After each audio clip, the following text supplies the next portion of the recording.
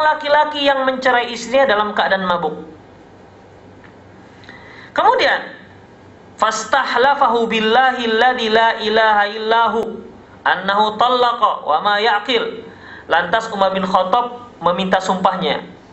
Benar kamu bersumpah bahwasanya kamu mencerai istrimu dalam keadaan mabuk, dalam keadaan tidak berakal. Kamu bersumpah. Kemudian fahalafa, lantas laki-laki ini pun bersumpah, demi Allah, sesungguhnya saya mencerai istri saya, menjatuhkan talak kepada istri saya dalam keadaan mabuk. Nah, begitu. Jadi dia bersumpah. Lantas bagaimana? Apa sikap Umar bin Abdul Aziz? Faradda alai imratahu fadaraba al-hadda. Lantas Umar bin Abdul Aziz mengembalikan istri laki-laki ini dan lantas beliau mendera, memberi hukuman dera terhadap laki-laki tersebut. Jadi mengenai mabuknya berdosa dan dia mendapatkan hukuman 40 kali cambukan, namun talaknya tidak jatuh. Jadi di sini Umar bin Abdul Aziz faradda alaihi imra'atahu, lantas Umar mengembalikan istrinya dan memberinya hukuman dera. Kisah ini kisahnya sahih, ya. Kemudian para ikhwatiddin azallahu iyyakum,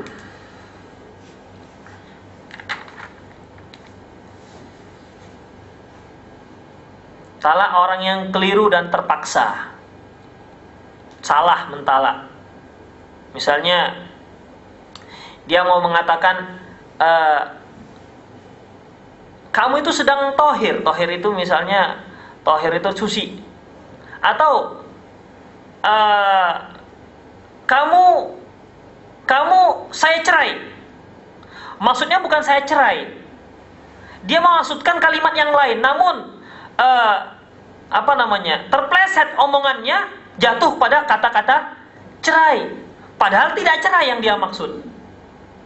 Kalau dalam bahasa Arab, ketika seorang suami mengatakan anti tohir, kamu dalam keadaan suci. Namun salah ngomong anti tolik, kamu dicerai, kamu saya cerai. Ini dikatakan orang yang keliru. Jadi omongannya dia maksud omongan lain, namun terpleset, terucapkan makna cerai. Jadi bagaimana? Apakah jatuh talaknya? Talaknya tidak sah berdasarkan hadis. Nabi SAW bersabda, Innallaha tajawaza li an ummati al-khata' wan nisyan wa mastukrihu ilaihi. Sesungguhnya Nabi SAW bersabda, sungguhnya Allah memaafkan dari umatku kekeliruan dan kelupaan dan apa yang dipaksakan kepada mereka untuk melakukannya. Hadis sahih diriwayatkan oleh Ibnu Majah. Jadi di sini para ikhwatiddin azallahu wa iyyakum, kalau orang yang keliru memang salah ngomong, maka talaknya tidak sah. Namun, di sini harus kita perhatikan. Ada yang salahnya itu karena memang dimain-mainkan. Kamu cerai ya? Kamu saya cerai. Main-main. Bukan salah, kalau tadi memang salah ucap, tapi ini main-main. Maksudnya dia tidak cerai. Dia tidak bermaksud mencerai, namun dia main-mainkan. Ini bagaimana? Kalau main-main, ya, maka talaknya jatuh. Kalau dia main-main, talaknya jatuh. Dek, saya cerai aja lah kamu ya sekarang. Jatuh itu, walaupun dia hanya main-main. Namun kalau dia ngomongnya salah ngomong, ya, talaknya tidak jatuh. Padahal kedua-duanya sama-sama salah, tidak sesuai dengan apa yang diinginkan. Yang satu salah ucapan, yang satu dia ucapkan namun bukan itu maksudnya. Hanya saja yang pertama talaknya tidak sah, yang kedua talaknya sah karena dijadikan sebagai permainan. Kemudian para ikhwatiddin azallahu wa iyyakum, kita lihat talak yang terpaksa ini bagaimana? Ada syaratnya. Ibnu Qudamah menyebutkan ada 3 syarat orang yang dikatakan terpaksa menikah, terpaksa mentalak istrinya dan talaknya tidak sah. Pertama, ayyakuna qadirin bisultan. Artinya orang yang memaksa itu mampu untuk memaksanya. Kalau ada seorang suami didatangi oleh seseorang, ayo kamu ceraikan istrimu, ayo. Padahal dia tidak mampu melakukan. Ya, udahlah saya terpaksa, udah istri saya cerai. Itu alasan saja, bilang saja memang mau menceraikan istrinya. Padahal dia sanggup melawan orang ini, nggak ada yang maksa. Ya, kalau nggak saya bunuhlah kamu ya. Padahal orangnya kecil, krempeng, kurus, dihembus saja mungkin jatuh. Sementara yang dipaksa orangnya tinggi besar. Ya, kemudian, ayo kamu cerai istrimu. Iyalah saya ceraikan. Nah itu alasan saja itu. Tidak terpaksa, karena apa? Yang memaksa sebenarnya nggak sanggup untuk memaksa si suami. Kemudian, ayyaglib ala dhannihi nuzul wa'id. Dia benar-benar yakin bahwasanya paksaan itu akan ada. Kalau kamu tidak cerai istrimu, saya bunuh kamu. Saya gorok lehermu.